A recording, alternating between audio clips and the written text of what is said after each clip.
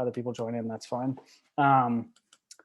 I think most people here know, I'll just give a brief. SPNJ is a group called Seminarians for Peace and Justice.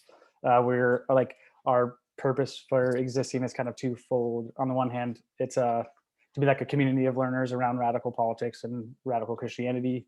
So we meet bi-weekly for that, where we go over like an article or an essay or a podcast or a devotion, and we just talk about living in community. I mean, a lot of us talked about how it can be lonely even in seminary regarding like a community around radical politics. So that's one. And then on the other hand, we are more working on the more pragmatic side of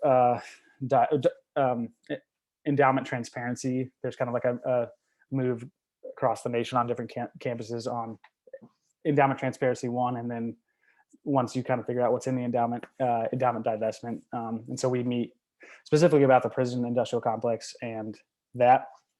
So if you're interested in that, definitely hit one of us up. You can message us on Instagram. We'd love to have you. So for today, today's a panel on radical Christianity after PTS. We have Casey Aldridge, Connor Foley, and Michelle Bostic with us, all Princeton grads of the last few years.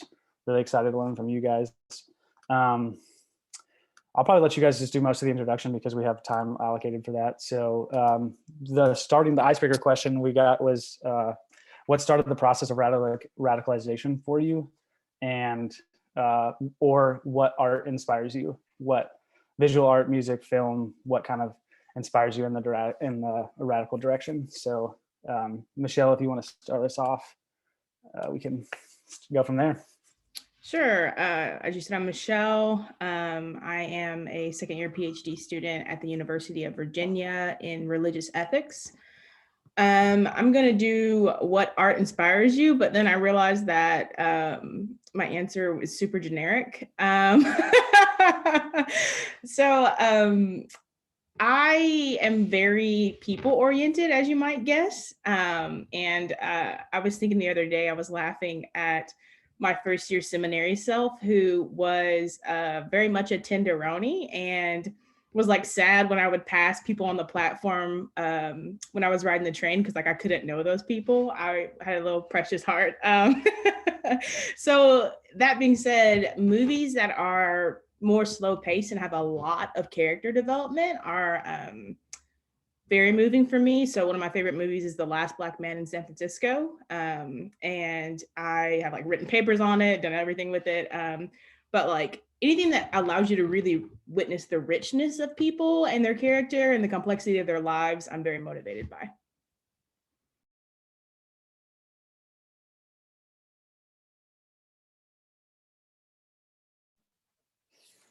Casey or Connor, you want to jump in?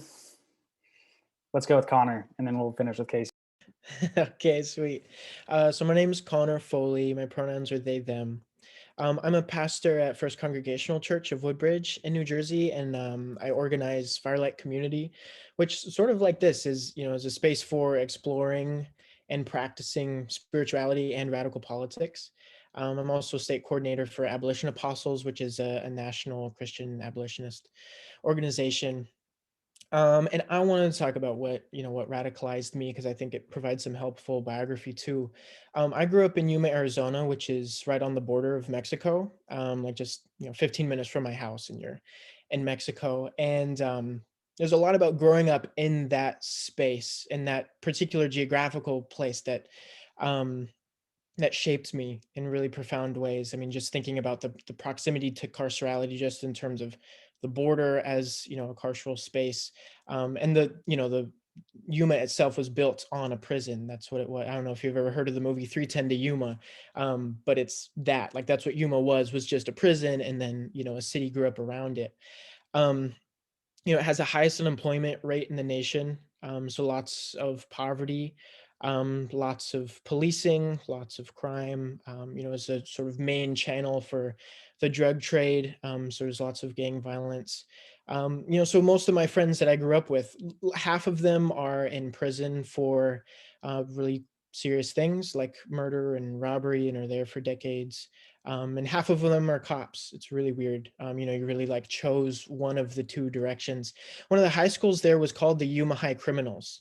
And the football team would run onto the field with a cop car chasing them. That was just how deeply ingrained a culture of, criminality, carcerality, all these things. My sister spent a couple years in prison. Um, so I grew up connected to all these different things, but didn't really have an analysis for that. Grew up a fundamentalist. And so all I had to use was like sin, and the church, and the constraints of a fundamentalist worldview. So it was really the Ferguson uprisings, and paying attention to that, beginning to learn what was behind that movement, that then gave me some language for understanding my own experiences, and where I grew up, and why my friends have the experiences they do, all of that. So it really, both that time period, reading text like Black anarchism, that helped me move from like a liberalism that I had found after leaving fundamentalism, to like anarcho-communism, abolitionism, more radical stuff. So that's kind of my process in a nutshell. And my name's Casey Aldridge. My pronouns are he, him, his. I'm currently the stated supply youth pastor at Pennington Presbyterian Church, which is about 8 miles west of Princeton.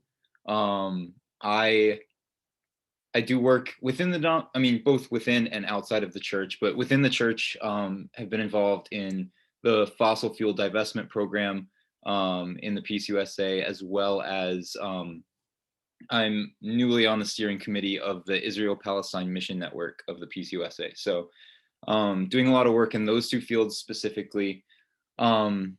I had a hard time picking between both of those intro questions. So I want to like answer them both quickly.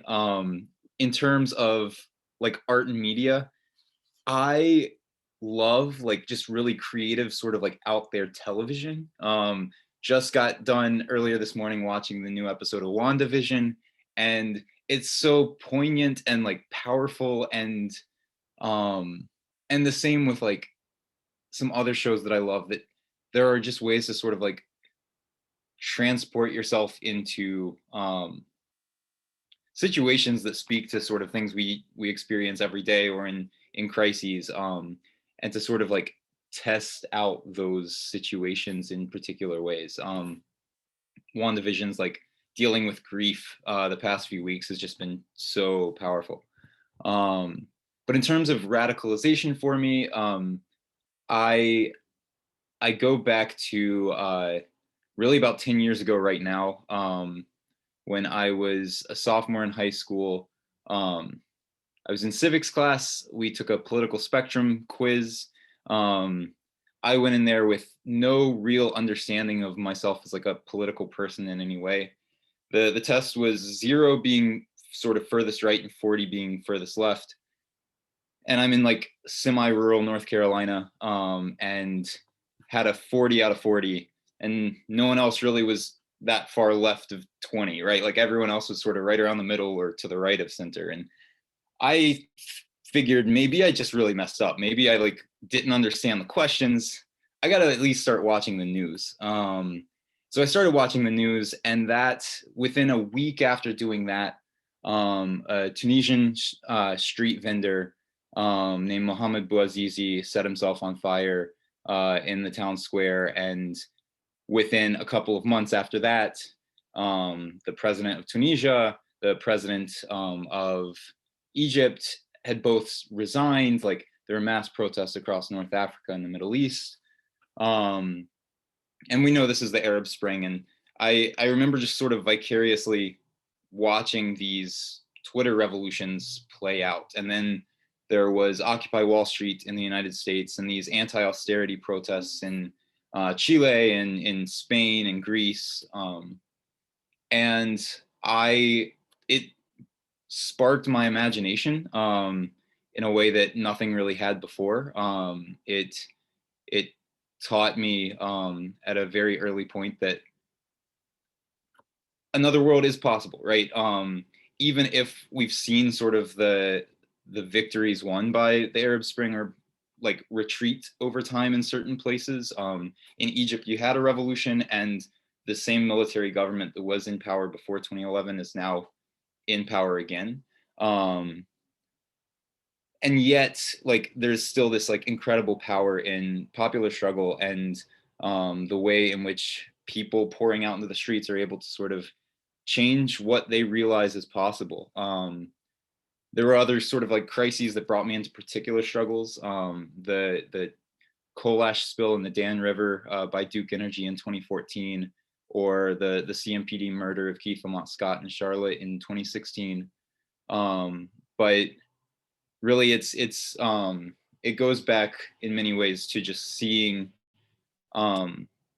protesters in Tahrir Square in Cairo, and in Zuccotti Park in New York, and seeing the power of people to completely flip their assumptions about what the world is and what it has to be on its head.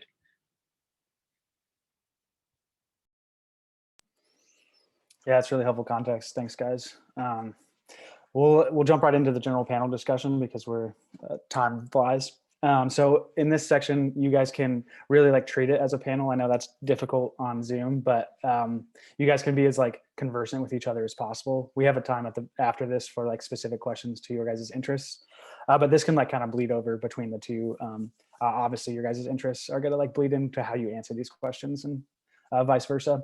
But so I guess, Michelle, if you're okay with starting off, I'll ask you this question, and then you guys can jump in however you see fit. And we can move on to that after you guys have thoroughly answered it. So the first one is, who are your theological inspirations, or who do you like to utilize in your work or in your ministry? So I was looking at this question, and I I have a complicated relationship to theology. So when I first came to PTS, I was like super duper focused on the doctrine of God, and so I was very much into Robert Jensen. And then over time, and I'll answer this more with how did I become more left in seminary, but as of late, I've become more focused on the ways that theology is deeply related to epistemology.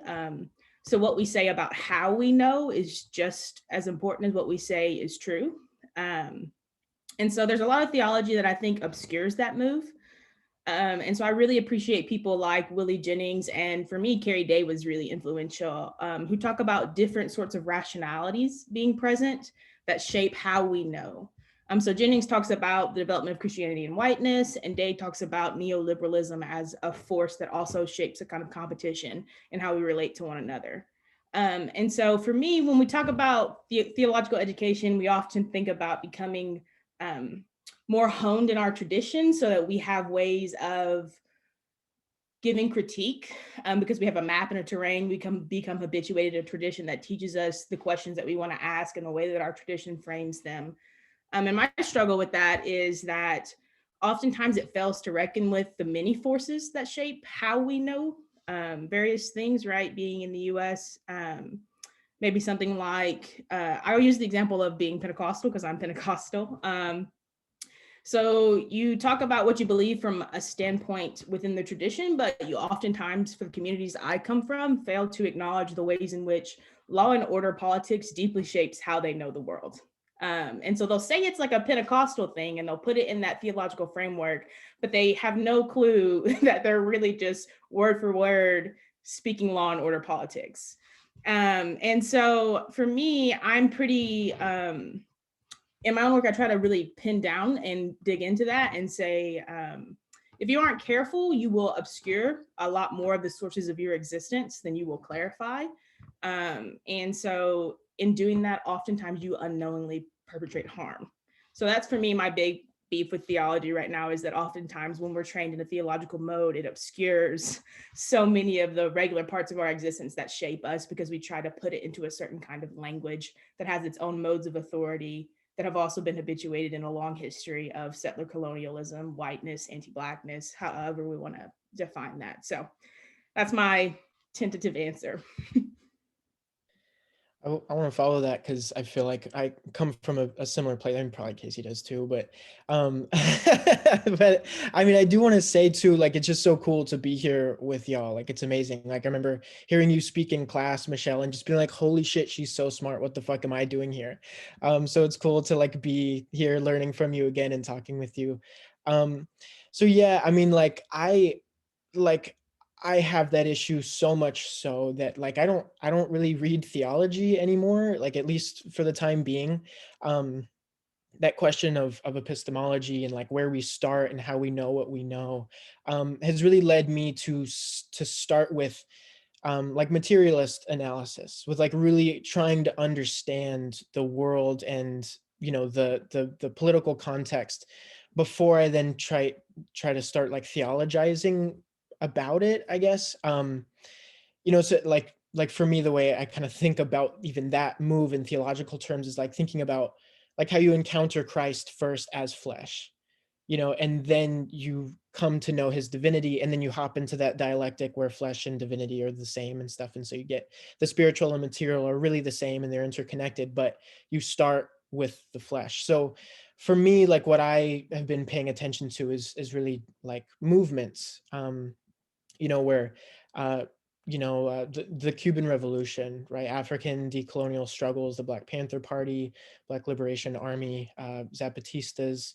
so many of these different groups that like actually had a radical vision of the world and went out to do something to actualize that, and did made profound analyses of their situations, and starting with that and then seeing how is God trying to move in this context, right? There's lots of um like theorist practitioners that I appreciate, Malcolm X, George Jackson, Walter Rodney, Angela Davis, Miriam Kaba, Ruth Wilson Gilmore, um, very practical thinkers doing analyses of race, imperialism, capitalism, carcerality, etc. And over the last year, I've really been spending a lot of time trying to understand Afro-pessimism. That's really done a lot to reframe how I think about race, history, the possibility of solidarity. And some of those thinkers have been like Sadia Hartman, Christina Sharp, Frank Wilderson, Sylvia Winter. Um, and so those folks have really helped me a lot. And then, as like poetry and novels as much as possible. That's a really good place to start with this stuff. So yeah, that's kind of me. I am on a very similar level. I think when I think about sort of like in terms of biblical scholars and theologians, the one who really stands out for me is Jose Miranda, who has a book called Marx in the Bible, where he really sort of like sets up Marx's philosophical project as like analogous to what the Hebrew prophets were doing um, in the face of sort of Greek science, right, which was sort of done in the terms of like what is sort of is all that could be. The Hebrew prophets are saying that like what is not actually what could be. There's this gap between sort of the imperialist reality we live in and like what we could live in, right? There are other possibilities for us to live in something else. And that Marx's sort of like critique of bourgeois political economy is showing that like those things that we take for granted as like the laws of economics are completely socially constructed by human beings for the particular like service of a political system that serves rich people. And so I love what he does, but the again sort of my that radicalization event for me sort of precedes my interest in theology. And so one of the books that is really helpful for me, like being able to even conceptualize myself as a Christian, is a book called Atheism and Christianity by Ernst Bloch, and that is just an incredible story where Bloch sort of recasts even the serpent of Genesis, but also Moses, Job, Jesus as these figures in revolt. And I'm very thankful for that book. But then also, I think sort of, yeah, these other figures like Bloch, who are sort of outside the church, deeply involved in revolutionary politics, deeply involved in thinking about big questions about existence, but from the perspective of being in struggle to change the world. I wrote my thesis on Rosa Luxemburg, and she talks a lot about sort of how every revolutionary movement has failed to create the sort of like utopia that it sort of sets out with the vision of, right? That like every revolutionary movement has failed to one degree or another. Even she's writing this 2 years after the 1917 Bolshevik Revolution, which she supports, right, and which she is excited about, but also which she sees still as a failure within sort of like the imagination of what revolutionaries had in mind. And yet she believes that these failures are the essence that like teaches us how to sort of like we learn from those mistakes. And if there comes a victory one day for the working class, it is through the lessons that are picked up through successive defeats. Lewis Gordon's biography on Frantz Fanon like has helped me see that also in Fanon's work in a really like powerful way. And I also think back to what Connor said about novels, I think about Arundhati Roy, Nguljiwa Thiongo, and Victor Surge all are like these writers of sort of like disappointment and like how to sort of like continue to be to continue to struggle and continue to sort of press on even when the evidence seems overwhelmingly like against your ability to do so. When I'm thinking about like climate change struggle, eco-socialist organizing, and the divestment work that I've tried to do, like there's so much failure that like goes on, and trying to get to like a place of actually transforming that failure into concrete wins really relies like on learning from those mistakes, but also like a resilience that I think novels are like really uniquely able to sort of tap into and express. That's really good. We should get a works cited page going after that. Just first question. This one is kind of fun for me because this next question coming up, because I remember like being in class with Michelle. I had a similar Connor experience my first semester. We were in a Deming class together, which was her comments were the more exciting content for sure. But just kind of how have you guys developed as leftists in seminary? You guys kind of spoke to this a little bit with the thinkers that have like influenced you, and you can kind of see a progression in your guys's theorizing and thinking about these movements. But yeah, how did you develop as a leftist during seminary, and how have you brought that with you into your work now in post-grad things? I am always super impressed by Casey's life because he was like always so freaking radical. And like I was not at all. I was raised in a pretty conservative Pentecostal church in Tennessee. And I went to a conservative Pentecostal school for my undergrad.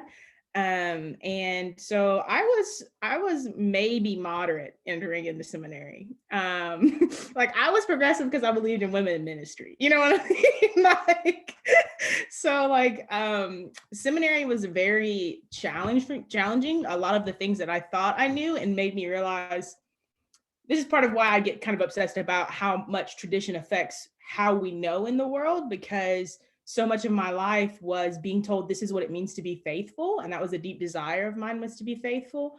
And it wasn't until seminary that a lot of those paradigms started to really break open. While I was at seminary, worked at a homeless shelter as a case manager for people with histories of substance use, along with Christian, who's also on the call. And that was just a really, to be doing that work alongside doing my seminary education meant that I was traversing a very different space between Princeton and Trenton. And so I had clients who, it was a fight just to get them their basic documents. And when you would go and you would meet with caseworkers, or you would go and meet with people who had resources that they needed, this level of suspicion, the level of like actively having to make a case for why someone should have just their basic needs, right? Just oftentimes feeling the impossibility of someone's on disability, they make $800 a month. We need to find them housing. A studio apartment is $800 a month. What does it mean? How do you navigate that, right? And if they work, if they're able to work, they're gonna lose part of that money. If they get a voucher, there's still areas that like landlords are like, okay, we know the kind of people who have vouchers, so we don't want them in our area. And so finding housing that like put them in a place that could set them up for any kind of community or stability was difficult. I also had people who went into housing and were incredibly lonely and came back to the shelter frequently because they had no sense of community or connection, right? So I think for me, trying to translate that work as I was learning more theology and trying to go between those spaces really pushed me a lot further in my analysis of structures. And I think now, of course, I don't call myself an abolitionist only because I'm such a baby. And so like, I feel like I'm just very new to learning so many things about abolition. But what is compelling to me about abolition is, and I'll say this more later, but is its insistence on otherwise possibilities that things could be different. And so right now I do work with my local chapter of Democratic Socialists of America. I'm on the Abolition Committee and I'm on the Housing Justice Committee. We go to court during evictions and we let people know their rights, that they can apply for certain kinds of funding, because people are still being evicted even in an eviction moratorium because there are all kinds of loopholes and ways that people get around it, which is incredibly violent, especially in a pandemic when that literally could mean someone's life. So I help with that. We also write to people who are incarcerated in the local jail and try to bring their voices to the jail board meeting because they don't get to have any say in that, to help advocate for better conditions for them. It obviously shapes my work, but I'll say more about that later. But that's kind of how it's carried through. Is for me, I deeply need to actively be practicing in community a leftist framework in some capacity, because I think that everyday knowledge is just so integral to what it means to name these structures and to dismantle them. And also, I think that I come from a virtue ethics tradition, and I think that justice is about the kinds of people we are. And I think abolition really challenges us to live differently in the world and to be different kinds of people with and to one another in really important ways. So. Yeah, I also just want to express my respect for Casey, who's been doing this shit for a long time, and I really, really respect him and how much he's given to this stuff. Um, in terms, in terms of seminary and how I developed as a leftist, nothing really inspired me in seminary. It might have had something to do with the depression, but really, like, I don't know, like Mark Taylor, was like mildly interesting. Like Carrie Day was like blisteringly brilliant, like insanely brilliant, but like they were like the farthest left, and neither of them like represented anything I wanted to imitate, just personally. Like neither of them were telling a story that grabbed me or that showed me like something to do with myself, or a vision of the world that like just nothing like that. So as I developed, I think I began to understand that the academy just wasn't a liberating space, that this isn't where what was going to show me how to live for the people, how to die for the people. It just wasn't that kind of space. So a lot of my development happened in sort of stolen moments, avoiding assignments, skipping class, reading things that weren't assigned, doing my own education while just like doing the bare minimum for my degree. But yeah, so the things that like developed me the most in terms of what school did offer were the real world experiences, through internships primarily. I think the two internships I did for the social work aspect, like I did a dual degree, like just seeing the carcerality of social work through that, like did so much to help frame my analysis and just put some personal experience, on some of my ideas. Seeing the promises and limitations of church work through those placements, those I think went so much farther in helping me understanding my role in the world, than the classes did. I did take a community organizing class with Casey and Michelle, and that was cool. That was pretty helpful. That was a good time. I missed that. Um, but yeah, so for post grad work, I think I took a couple of things. One was just the realization that the church wasn't figuring out how to make itself relevant and useful to the world. It's just like, okay, these are the thinkers, like these are the vanguard, the intellectual vanguard. They're trying to figure, like, the world isn't going to be saved through whatever this is. We really have to abandon this shit and come up with something new. So that just helped me leave something behind that I was really trying to hold on to, try to make work. Just a dead horse I was beating, and it's just like, no, just leave it alone, move on. But at the same time, through connecting with so many various church communities of all kinds, I realized that people everywhere from every political orientation wanted a space in which they could encounter God in community, or if not God, something deep, ineffable, beautiful. People wanted that. So in effect, I learned that people want some community that engages with that side of human experience. But the church just didn't seem to have much interesting to say about that. Its stuff was just kind of tired. The project of revolution, though, is not right. Just seeing over and over again how many people, folks our age and beyond, who are interested in a new world, which is something the church could offer, but I just wasn't seeing the church offering that anywhere. So I thought for myself and my work, why not try to develop a space that really tries to integrate both? And so that's what Firelight Community is.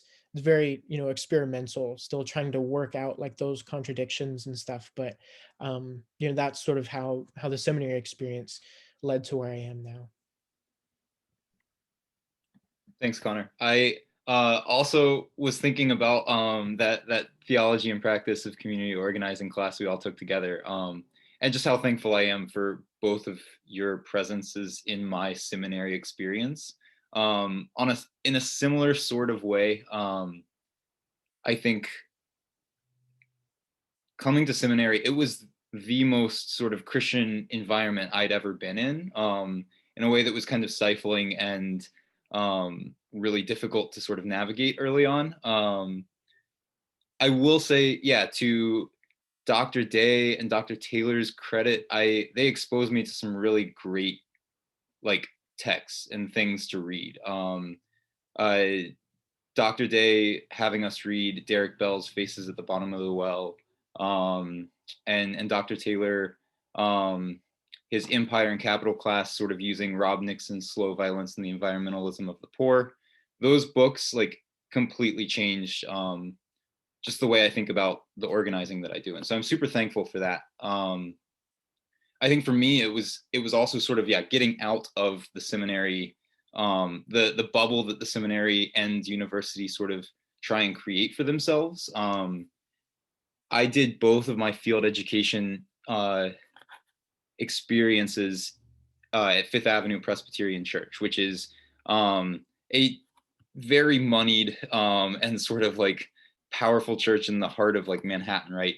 But just the process of like getting outside of Princeton, being in Grand Central or in Penn Station, walking along Fifth Avenue where you have like high fashion next to like extraordinary poverty, and seeing that contrast, and preaching on Good Friday in the literal shadow of Trump Tower. All of that sort of like made me reflect in powerful ways on the fact that like none of the stuff I was learning in classes, no like Augustine or Gramsci or like hermeneutic of suspicion, means anything to these people I was like in Penn Station with, unless like we do the work of like actually making it matter, right? Like unless we can like actually figure out what that is doing to make people's lives better, to benefit them on a spiritual or material level, right? Like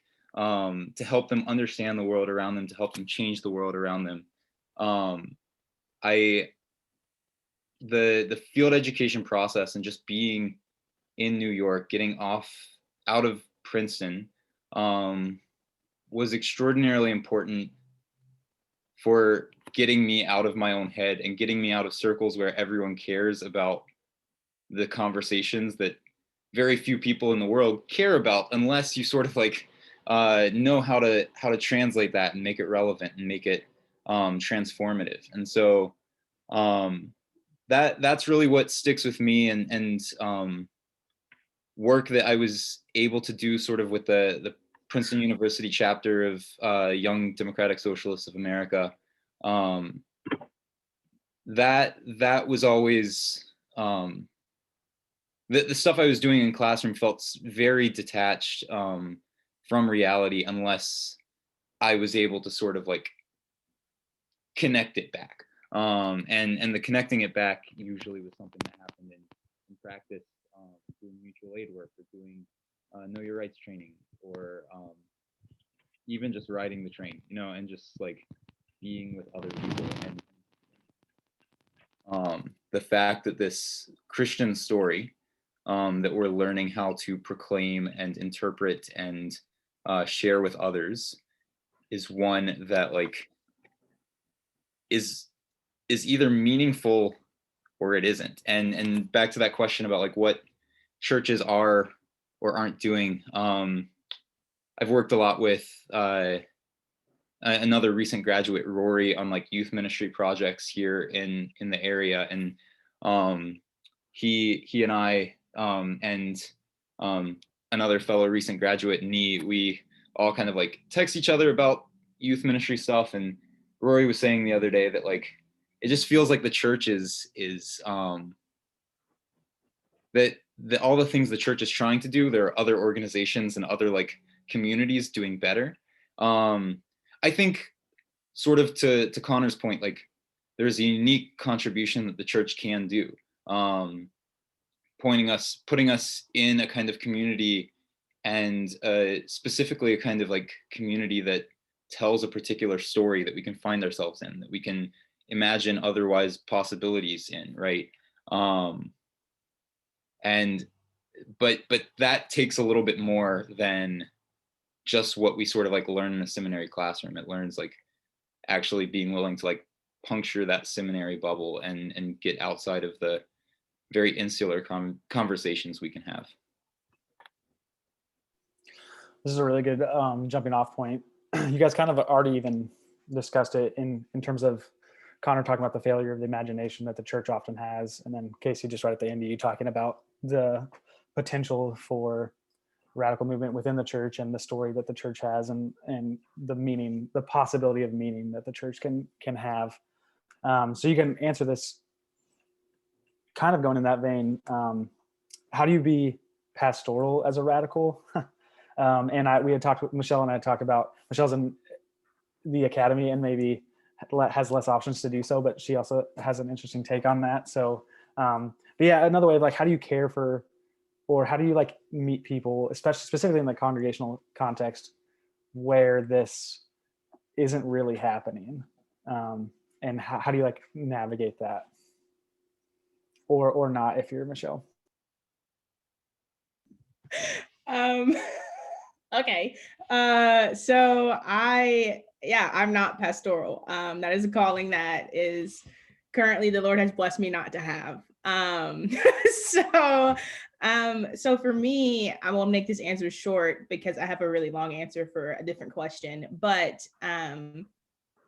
I do think that something that I deeply struggle with as a congregant who nags pastors is especially like during really political times, there is this sentiment that the most Christian thing to do is to take this middle way, and to not really say where you stand at all, in order to create a environment that's not hostile to people who may believe differently, right? But the problem is that for the people who are actively experiencing the violence, it is a hostile environment when you don't take a stand, right? So I was going to a church here, and I asked the pastor when I met with him, I said, what is your stance on LGBTQ? And he said, we're discerning. And I said, what does that mean? And he said, we're discerning. I said, okay, do you have a committee? Do you have people reading books? Like, are you meeting and talking to people? And he was just like, we're discerning. And that for me is just incredibly frustrating. Like, the churches in Trenton had such connection to the community, but because they had taken government funding for after school programs, they didn't really want to speak out and speak back against power in certain ways because they had taken resources. So there's this really difficult thing that any institution faces, which is becoming de-radicalized, right? As you try to appeal to the norm, you're obviously not going to be radical. But I think that pastors really face a unique situation because the narrative of the middle path is presented as the most virtuous.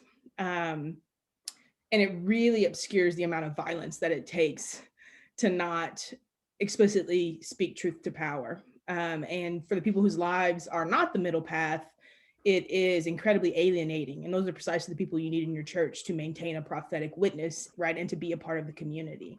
So I'm a nagging congregant more than a pastoral presence.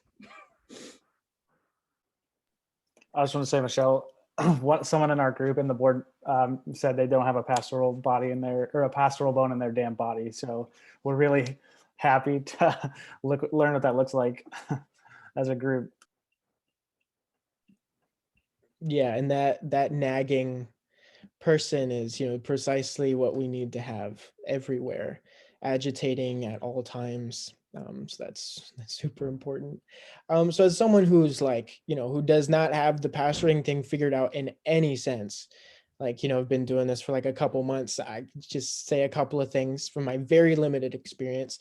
Obviously there are different levels, right? Some folks are on the same page or close to it, some who are nowhere near. And how to interact with someone who isn't on the same page with me about politics or theology is different than someone who isn't. Someone who is, right, you can talk openly about what makes life difficult. You can commiserate over the realities of the political landscape. We can develop analyses together. We can take seriously the command to feed my sheep, go create the conditions under which people are fed and cared for. So that's just kind of easy. But with folks who don't share the radical perspective, one of the things is, and it's really frustrating to do, but like avoiding buzzwords, it's so amazing what people will be on board with if you just don't say communism or abolition, like just say Acts 2 and describe like how those folks related to property, and people love it. Call it communism, people have a complete meltdown. So, so just like being kind of careful with the language you use, you can like bring folks into a space where they actually take on some radical politics without having the appropriate label for it. And then you're surprised, you're a communist. So it can work that way sometimes.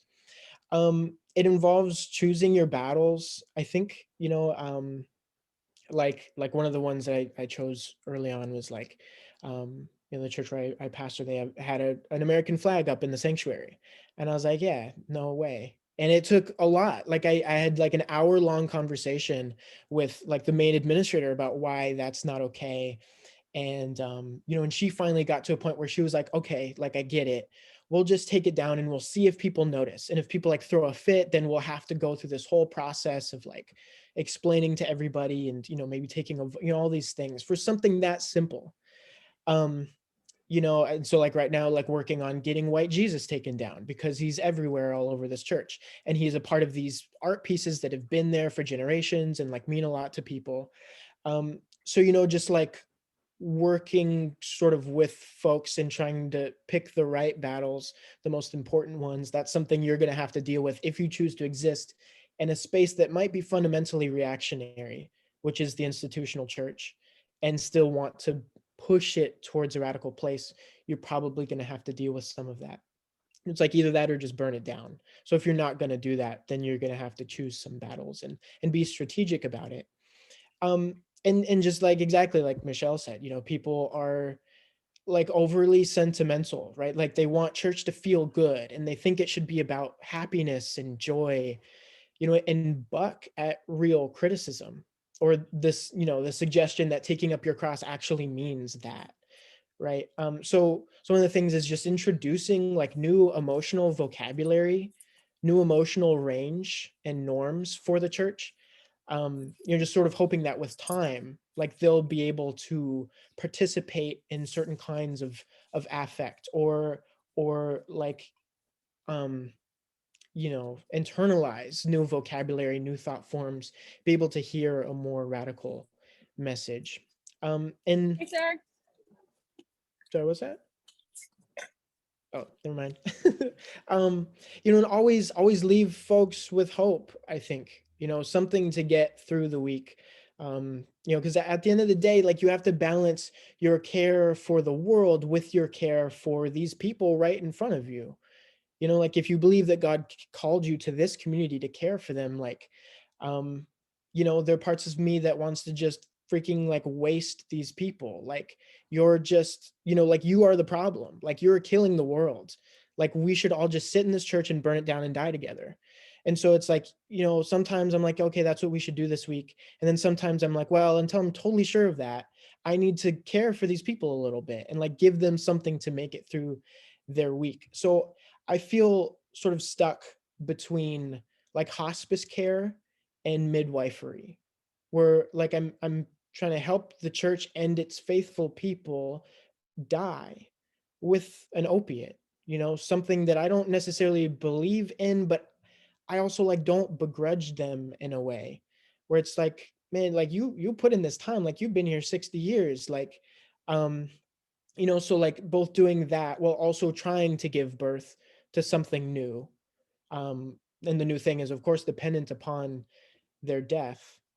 um so yeah, I mean, so it's just navigating that tension between like your need to care for those people who are there, who God has asked you to care for, while also trying to put yourself in a position where you can utilize these resources in more productive ways, where the fact that you are there in that position means that you have some power to redistribute the massive resources that the church has accumulated, um in more productive ways. And so you just kind of balance that, pushing a little bit, lying a little bit, killing a little bit, birthing a little bit.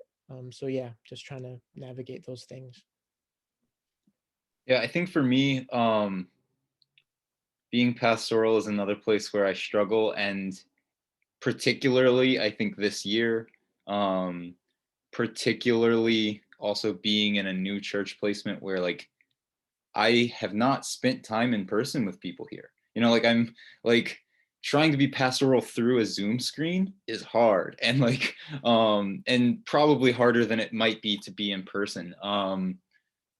And towards Michelle's point about sort of like I keep thinking about the fact that like what we are not called to do is meet in the middle, right? We're not called to like compromise of like what Christ has called us to be and do for the sake of other people who like are clinging to tradition or clinging to whatever else they may be sort of like holding on to.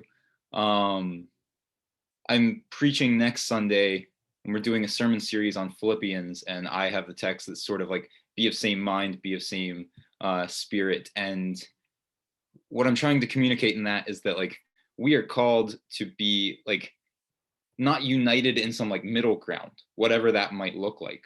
We're called to be united to Christ. And Christ is the one who is crucified on the cross like a week after flipping tables in the temple. Like that's the body that we're like called to be united to. And that means that like people I am ministering to have to be transformed, but also that I have to be transformed. Like I'm not there and I have growth to do. I like need to be renewed, transformed. I need to die and be born into a new spirit and body, right? Like there is transformation that I need in myself. I think back to the walk I did with the Fossil Free Peace USA folks, and we were going from Louisville to St. Louis, through southern Indiana, southern Illinois, in coal country, in like through fracking communities and communities that like where people have family members and neighbors whose livelihoods depend on carbon and depend on this like dirty energy, right? That I can't compromise my like belief that like that is bad, that like profiting off of the destruction of the environment is sinful. And yet I also can't begrudge someone, right, who like cares for their neighbor or their family member who's worried about like unemployment, um because these questions, and so therefore sort of suspicious of us, right? And so they were housing us, they were giving us like churches to sleep in, mostly like right of center kind of rural conservative folk, were giving us a place to sleep and worshiping with us in evening devotionals, having conversations with us. And this was before the intergovernmental panel on climate change sort of started talking about 12 years to sort of change course on climate change. It was before the Sunrise Movement or Alexandria Ocasio-Cortez started like terming the Green New Deal.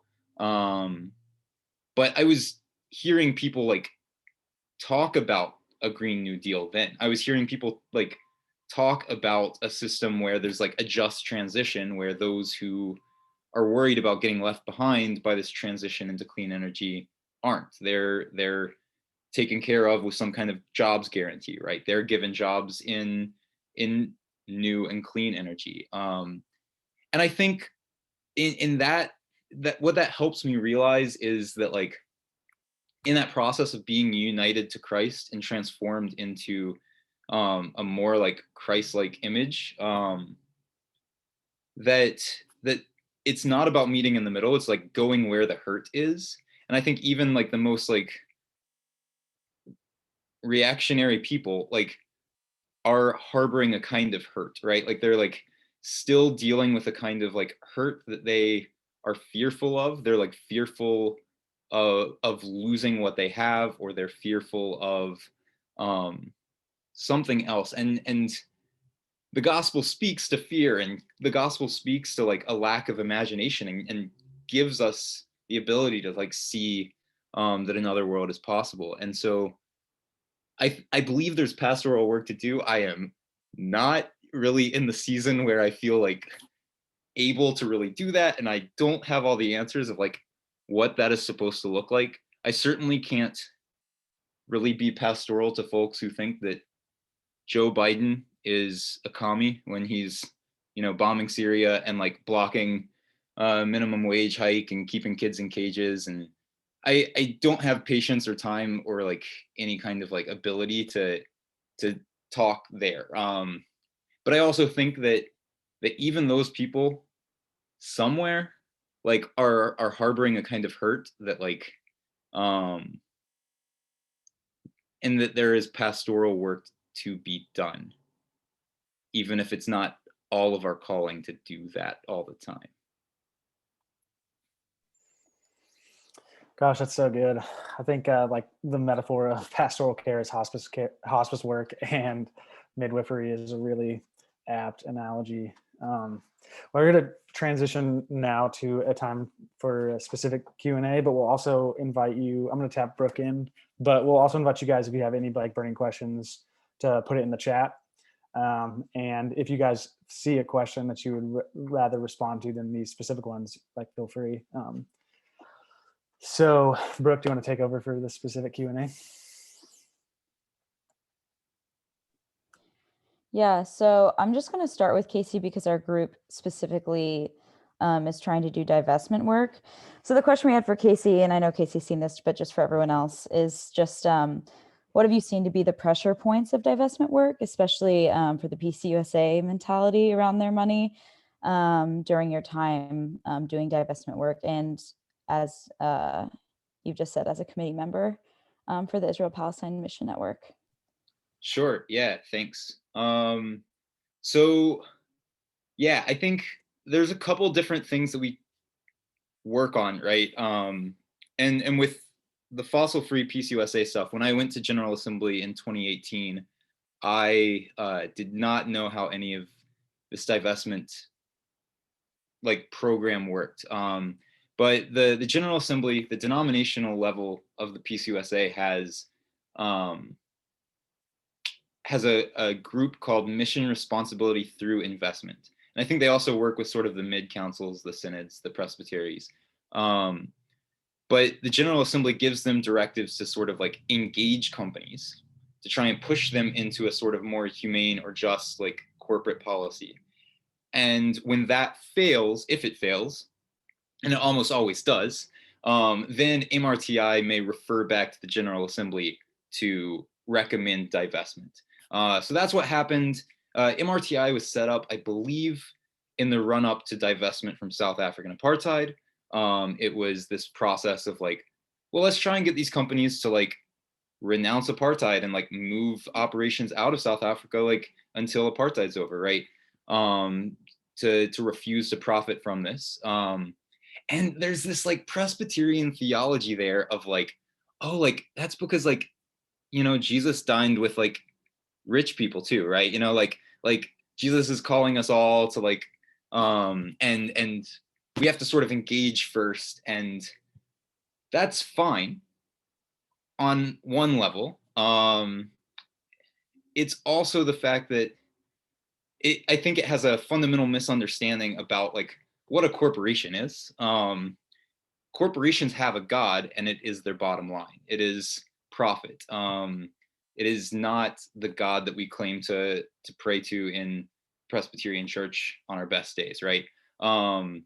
We put like MRTI, as well intentioned as it often is putting moral arguments up to major companies that are only going to be moved by those moral arguments if they feel like their profit line is at stake. So they are in divestment from Hewlett Packard, Motorola, and Caterpillar, 3 American companies that profit off of the Israeli occupation of Palestine.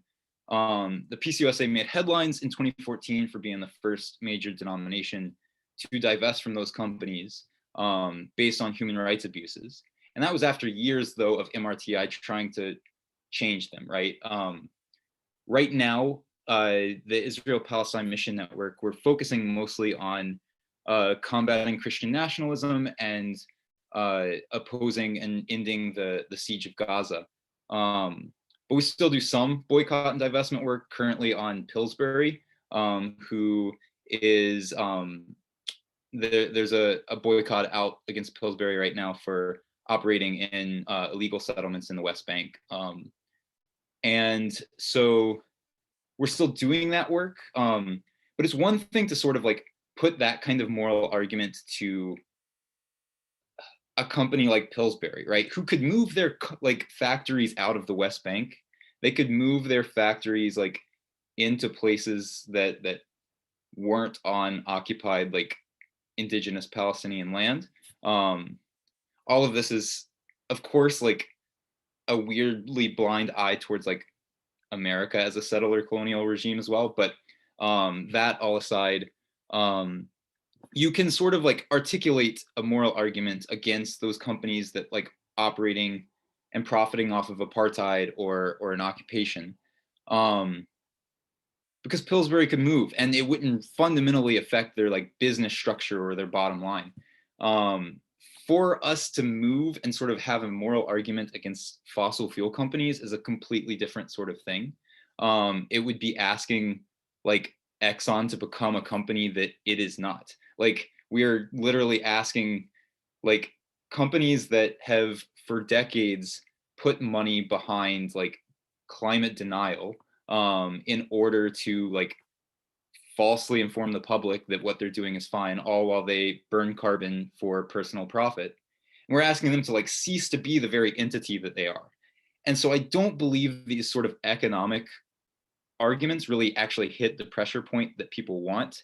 What I heard a lot at General Assembly was like, is this going to like affect our pension, right? Like, and people with really good intentions would say like, no, it is like fossil fuel investments are bad investments. They like don't have a future. They're only going to shrink over time. They're not like actually a profitable investment to make. And yet I also just think that that is the wrong argument to be making within a church context, because the argument we're supposed to make in divestment should not be sort of like coddling the like anxiety of people who like are worried about the pension, right? Like the argument we're supposed to be doing as the church, the ultimately divestment is not going to change like the industry we're doing. The PCUSA has a lot of money, but it does not have enough to like transform the economy. What we have is drops in the bucket of the fossil fuel industry. But it's a symbolic sort of moral statement that we are not going to participate in this death dealing industry that is fundamentally violent, fundamentally like unjust, and it is the argument we're making should be that these are immoral investments, that we cannot honestly like call ourselves the church while we are like profiting off of the destruction of God's creation. I understand this sort of like tendency to sort of economize this debate around divestment, but it doesn't work. It only sort of like distracts us from like what divestment really is about, which is not actually about like how the pension is going to do. It is about how like we are going to like morally like put our money where our mouth is. And yeah, that's what I got. It's really good, Casey. Michelle, I know just from keeping up with you on social media, you're a great educational follow. If you're not following her, you should. Everything, it's like a course study. But I know that you've worked in housing and critical theory, and even your like bio that we got from you said you're interested in making a home in racial capitalism, which is a really interesting way to phrase it. So I guess the question is, how is your work in critical theory informed by pragmatic issues such as housing and vice versa?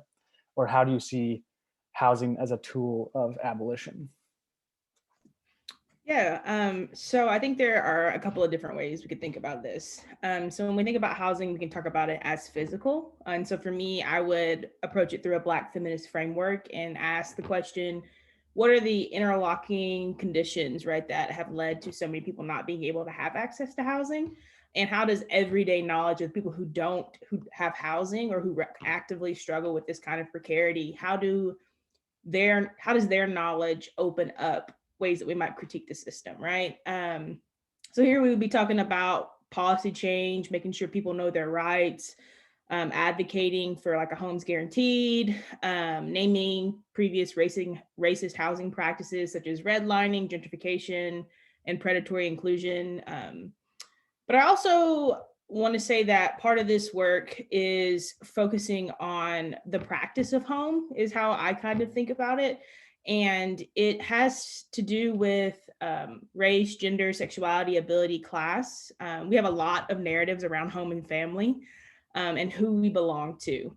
And so for me, I seek kind of the deepest sort of radical relationality where we question the frameworks that are often given to us. I think that oftentimes it looks like we're in relationship to a narrow group of people, the people in our households, and then people outside of our household. It's kind of like it's charitable of us to engage with people outside of our household, but our main priority is our family. And so I think part of this logic is also that there are bad people or people who need to be rehabilitated and thus need to be taken out of the social order to guarantee security for the people that we love, right?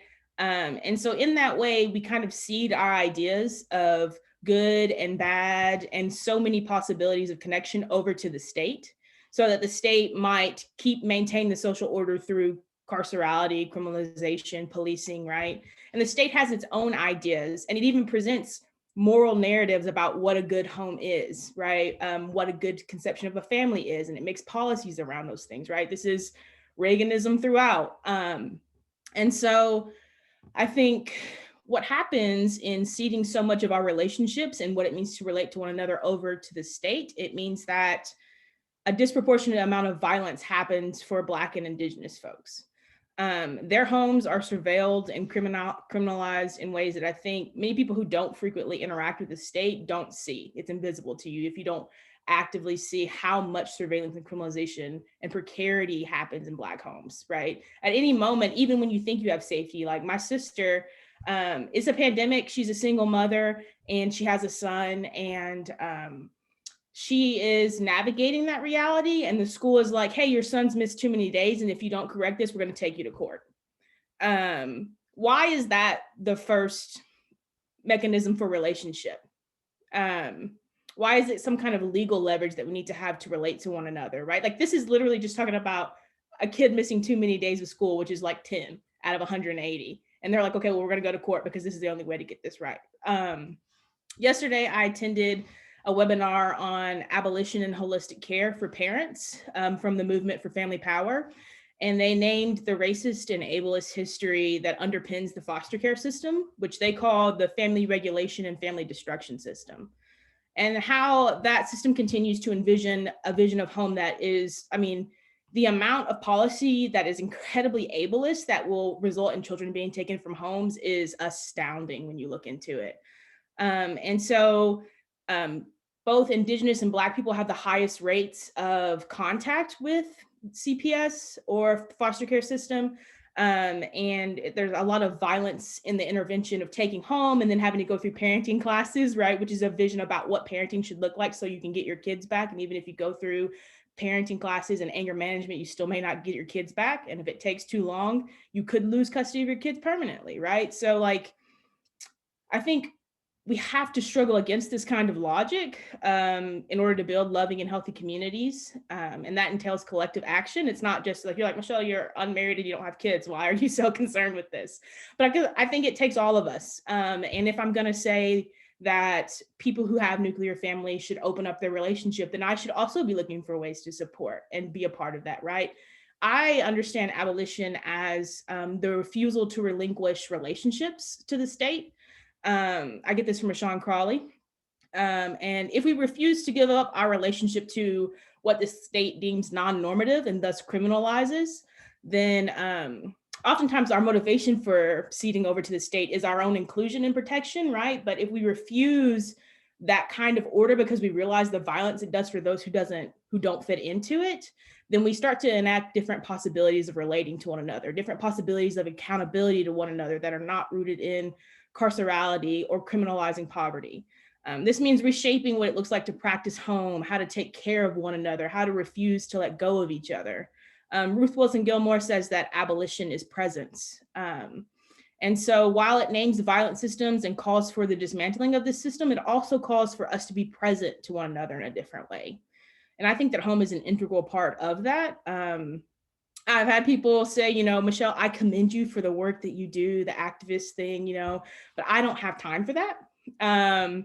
So you're kind of like an exemplar in that you do that, but I really don't. I have too many things on my plate to do that. And I want to say that I actually hear part of this claim insofar as we live under a capitalist system that measures our worth and our productivity. But I also want to ask, why don't you have time to care for community? What structures are in place? What institutions, what frameworks are in place? And how can I partner with you or partner with people in your community to struggle against the systems that prevent us from connecting and relating and caring for one another? Because the more that we do that, the more that it becomes collective, the easier this work becomes, the more that we start to build in the kind of relationality that, as Angela Davis says, makes prisons obsolete, right? So that's me. That was so good. I feel like we all just need to take 5 deep breaths to absorb what was just said. I'm very glad we're recording this so I can go back and listen to that. Just for time's sake, I'm going to jump right into our question for Connor, and this should be a fun one, which is, how does being a Christian leftist affect the way you see violence as a tool among tools for liberation? And maybe what would you say to people who see pacifism as a default for Christians? And that's a lot, so have fun. Yeah, well, I'm so grateful to be a part of this community just now, like already, like hearing Michelle talk about that, just the time we've spent, just amazing. Like, this is dope. We should be doing this. And I'm also glad to be talking about this question because I have some shots to get off. Like Casey and I took his class with this guy. I don't even remember his name. He was awful. It was this class about like mass incarceration and like care and like pastoral care. And this guy like talked like his only thing was like Gandhi, how cool Gandhi was and how we should all imitate Gandhi. I was like losing my mind. Ended up just like leaving the class. So I have some things, yeah, I would like to say to pacifists, some ideas about this. So for me, and I think, if you're here for lots of folks here, the Christian story demands that we commit to the struggle for liberation, right? Jesus demands love and makes clear that love is liberation. Like when he inaugurates his ministry, he gives his thesis statement for his work, when he cites Isaiah and Luke, he declares that he's here to love through liberation. And so we're supposed to imitate that, right? We take up that work. We're asked to care for the poor and oppressed like we would Christ, right? We're told to feed Christ's sheep, etc. And it's kind of like what Cornel West says: justice is what love looks like in public. So if I'm to love my neighbor, I have to work for their liberation. And so in practical terms, like if you're going to avoid just pure abstraction and idealism and do materialist analysis and really try to understand history, you'll come to understand that no oppressor was ever overthrown without violence. So violence is immediately on the table, right? Should at least be considered as one tool among others, not an end in itself, but in service of loving the world by making it more free through the necessity of violent struggle. And at the same time, understanding that violence is rarely the most useful tool, particularly in interpersonal conflicts, right? Like try to exhaust every other recourse before you go there. But in a situation like ours, where the global hegemony of white supremacy and capitalism are dug in and protected by unspeakable violence, even as those things themselves are unspeakably violent, those systems aren't going to relinquish their power without at least a threat of widespread violence. And historically speaking, the so-called victories of nonviolence were given their strategic capacity because of the pressures of violence from other sectors. Like it's just the fact that the civil rights movement, which was not a revolutionary movement, only saw the success it did because of the pressure applied by the Black Panther Party, the Black Liberation Army, the Weather Underground, all sorts of other contingents. Kwame Ture, also known as Stokely Carmichael, said that in order for nonviolence to work, your oppressor has to have a conscience. They have to be moved by your suffering that's made visible, increasingly visible, through nonviolent struggle. But the thing is, right, the powers that are doing this violence know exactly how violent they are and have never been and never will be moved by this knowledge that they already have, right? That's just a non-starter. So what you're actually doing by idealizing nonviolence is asking people to subject themselves to violence without any real practical material hopes that it will end that violence. So you're actually participating in extending that violence by just asking people to subject themselves to it. So nonviolence is violence, at least, as a dogma. And so, as Christians, right, our thoughts on this should be conditioned by the love ethic, and to incapacitate or kill the person who is trying to harm the vulnerable is an act of love on behalf of that vulnerable person. To let the vulnerable be killed just because you have an idealist commitment to nonviolence isn't love. To let your trans sibling be murdered because you don't want to intervene violently isn't love. To let pigs harass, cage, kill your Black siblings because you won't step in to de-arrest by whatever means necessary isn't love. Right? To let capitalists keep their necks so working class people and sweatshop slaves continue to be exploited isn't love. Right? You're just asking them to die for your ideal. Your pacifism is enabling and extending that violence. And your show of moral purity isn't going to convince demons of anything. Right. So there are a ton of practical applications for violence beyond some of the things that I've mentioned, more organized, sustained, and strategic forms. But I kind of hesitate to talk about that here. Like if you're interested in that, like come hang out with Firelight Community. We'll talk about those things in more private ways. But to kind of sum up, like to love your neighbor, right, is to work for their liberation. And when you study history, it shows that violent hegemonies don't give up their power because of moral persuasion.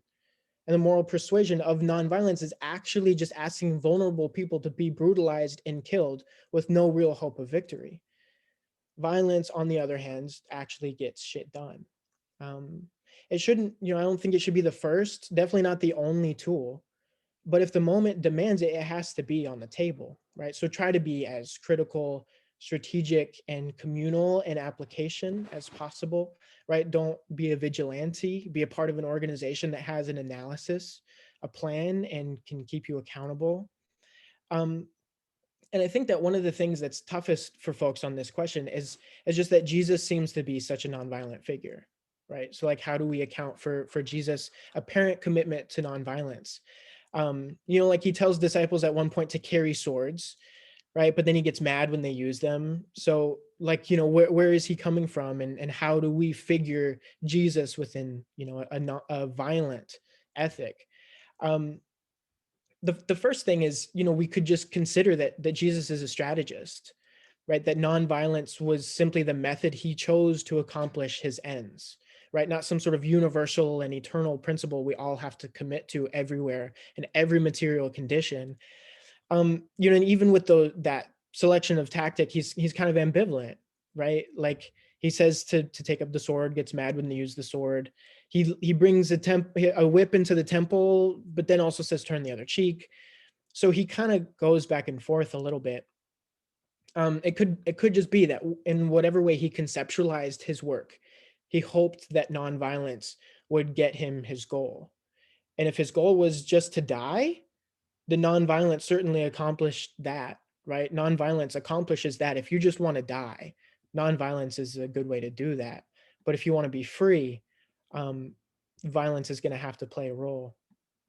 The second thing is, if Jesus did come to liberate the captive and the prisoner and all that, his nonviolence wasn't successful, right? And that's something I've been struggling with lately. Like none of what he promised happened.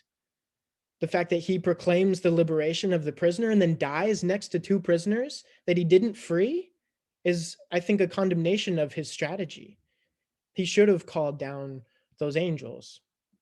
So another lesson is perhaps that Jesus' quasi nonviolent experiment was a failure.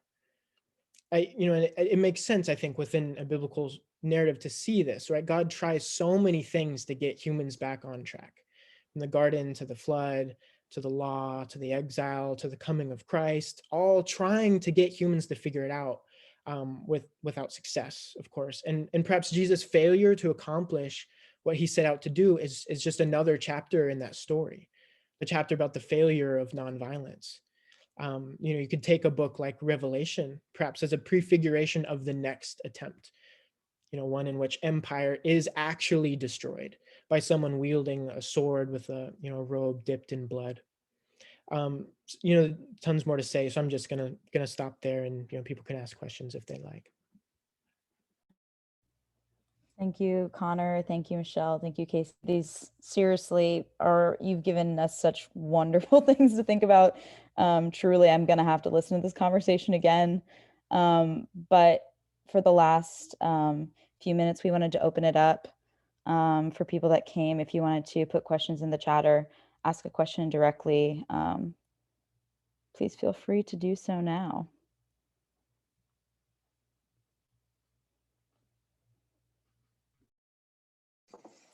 We also have a small enough group, so you can feel free to just unmute yourself and start talking if you would feel more comfortable that way.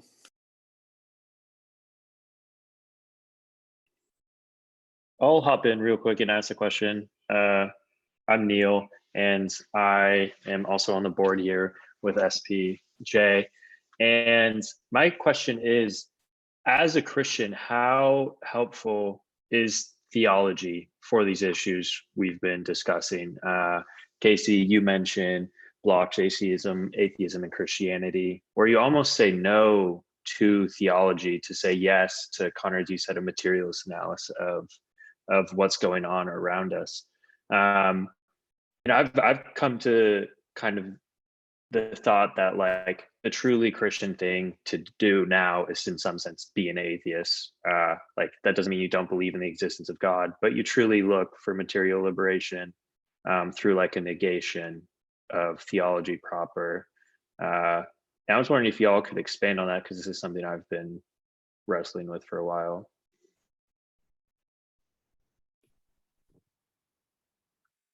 To that point, I'm thinking about in Bloch's Atheism and Christianity, there's this like quote that was sort of constructed on like the epigraph page. Him and Jürgen Moltmann kind of put it together, and it was like one has to be in order to be a Christian, one has to be a good atheist. In order to be an atheist, one has to be a good Christian.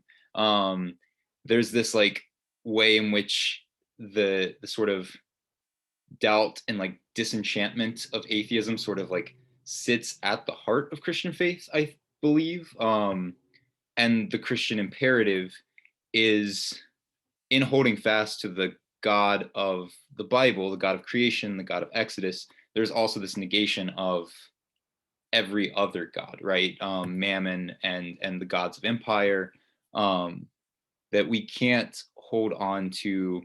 And there's almost like an easier way to sort of put that materially into practice. I'm thinking about Rosa Luxemburg and the way she wrote about, in her final text was an editorial for the German left newspaper called Order Prevails in Berlin. And she sort of is talking about how the bourgeoisie has like crushed the uprising of the German proletariat. And you see this again and again in this sort of like ascription of what natural order has been like erected by the bourgeoisie. And they say that sort of order prevails, the social order remains intact. But she uses language that sort of equates revolution with the God revealed in Exodus 3.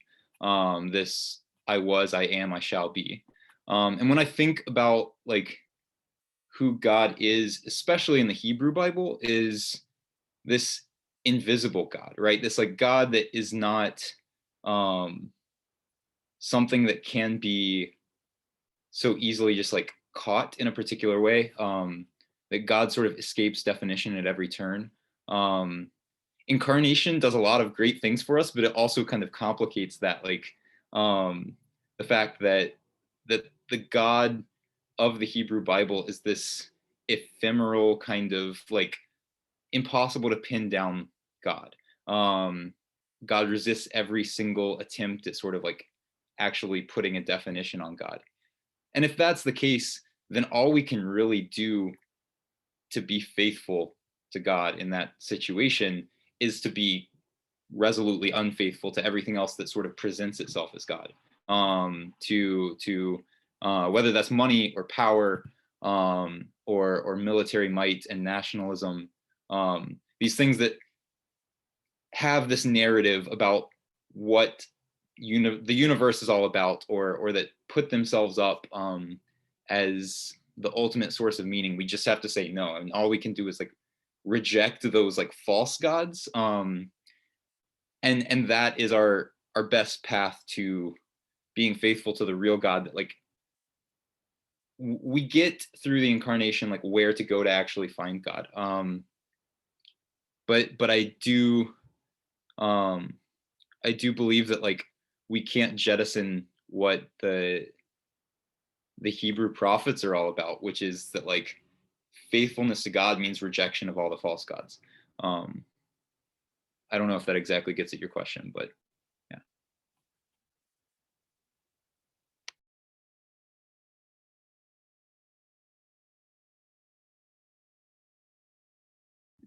I think there's a lot of ways we can go about this. And I think totally rejection is a viable path. I think for me, as I said, I'm Pentecostal, and there are things in Pentecostalism that are inescapable for me. And so a big metaphor in my own work, and when I think about engaging with theology, is examining the fruit something produces. And so if it is a sort of fruit that continues to perpetuate harm and violence in various ways, and there's a lot of things that fall into the category of theology, right? So there are people who think, if you just do more contextual theology, or there are people who think that theology is itself so wedded to Enlightenment rationality that it inevitably falls into this mode of classification and value. And then there are people who think that you can kind of play with the language of theology to break it open and break through it, right? Because it is still a discourse that it creates meaning in people's lives. And so to completely abandon it leaves it intact, or leaves people who are irresponsible with theology without accountability. So I think there is a way in which you have to, and I don't want to be overly individual about this, but there has to be some kind of discernment, which is, again, I'm Pentecostal, about what it means for you to engage, right? And what theology looks like in the communities that you are in and the people that you want to collectively be in relationship with, right? If theology is something that is deeply compelling for a community that you're in, then maybe the route that you want to take is being subversive and being able to break these things open. Or if, theology isn't really a part of the communities that you care about, completely do you, and don't worry about it, right? I think discerning where you are and how theology is present in the community that you're in is a big part of it, because I wouldn't want to abandon it if it was really meaningful for the people that I'm trying to be in relationship with, right? Because it would hinder connection with them. So we have to figure out, who are we speaking to? How do we want to speak? And what kind of fruit do we want to produce? I think are kind of some criteria for how I might navigate. So I'm just watching the time, and I want to be respectful of everyone's time, and we acknowledge it's 1:30. So if anyone needs to leave, feel free to go. If anyone has a pressing question for anyone that decides to stay on longer, we are also open to that too. I know the board at least. But seriously, thank you so much to Casey, Connor, and Michelle. This was delightful. If anyone else on the board has anything to say, feel free.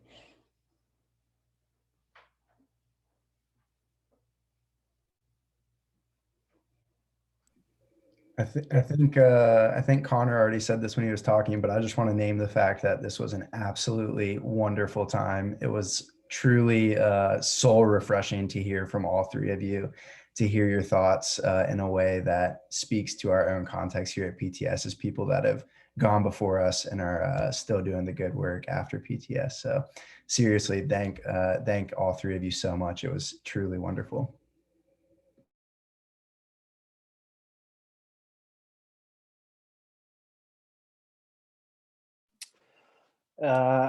Unless anyone has any pressing questions, yeah, just want to reiterate, thanks so much, guys. This was incredible.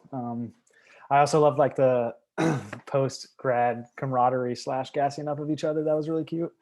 Anyway, yeah, thanks guys so much. Do you have you guys want to finish with like ways to keep in touch with you, or I don't know if you guys have like academic or like professional platforms that you would like people to follow along, but if you want, you can feel free to share now. Follow Firelight Community on Twitter and Facebook, and just stay updated with the stuff we're doing if you'd like to be involved with that. Thank you so much for having me. It was a really, really great time. Thank you. Awesome. Well, Brooker, Casey, do you have anything you want to add? I would add, I'm working on something right now. It's going to be called Ernst Bloch's Bible, that actually really like dives into that sort of like interpolation of like hope and disillusionment and like atheism and Christianity. So if any of y'all are like interested in like helping build kinds of theory that like get at what it means to like hope in the 21st century, hope in the face of resurgent fascism and climate crisis, please reach out. I'll put my email and stuff in the chat. Awesome. We can also maybe like correspond with you guys and post that on our social media platforms for people. But anyway, thank you guys again so much. Thanks for coming out, and hope to hear from you guys soon.